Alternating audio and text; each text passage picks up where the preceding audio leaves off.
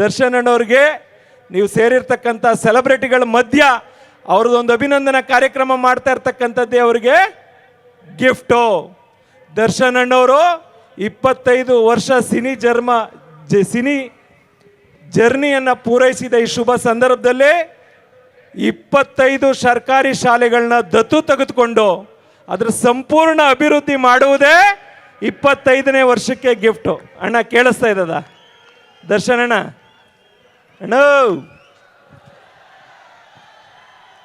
ನಿಮಗೆ ಗಿಫ್ಟು 25ನೇ ವರ್ಷದ ಚಂದನವನದ ಜರ್ನಿಗೆ 25 ಸರ್ಕಾರಿ ಶಾಲೆಗಳ ಸರ್ವಾಂಗೀಣ ಅಭಿವೃದ್ಧಿ ಮಾಡುವುದೇ ಅವ್ರ 25ನೇ ವರ್ಷದ ಗಿಫ್ಟು.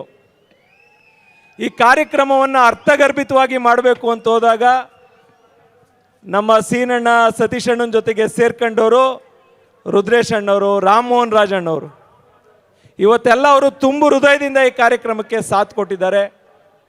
ನಾವ್ಯಾವತ್ತೂ ಕೂಡ ದರ್ಶನ್ ಅಣ್ಣವರು ನಮಗೊಂದೇ ಮಾತು ಹೇಳ್ಕೊಟ್ಟಿರೋದು, ನಿಯತ್ತಾಗಿರಬೇಕು. ನಾವು ಯಾವ್ಯಾವ ಮರ ತಬ್ಬಿದ್ದೀವಿ ಅದನ್ನು ಅಪ್ಸಿದ್ದೀವಿ, ಅದು ಕಮಿಟ್ಮೆಂಟಾಗಿ ನಿಂತಿದ್ದೀವಿ. ಎಷ್ಟೇ ಬೇರೆ ಬೇರೆ ಜವಾಬ್ದಾರಿಗಳು ಟೀಕೆ ಟಿಪ್ಪಣಿಗಳು ಬಂದಾಗ ನಾವು ನಿಯತ್ಗೆ ರಾಜಿ ಆಗಿಲ್ಲ ಅಂತ ಹೇಳ್ತಾ ಇಂಥ ಮಾತುಗಳನ್ನ ಅಂಬರೀಷ್ ಅಣ್ಣವರು ಮತ್ತು SS TV ಸಿನಿಮಾ ಜಗತ್ತಿನ ಕ್ಷಣ ಕ್ಷಣದ ಸುದ್ದಿಯೊಂದಿಗೆ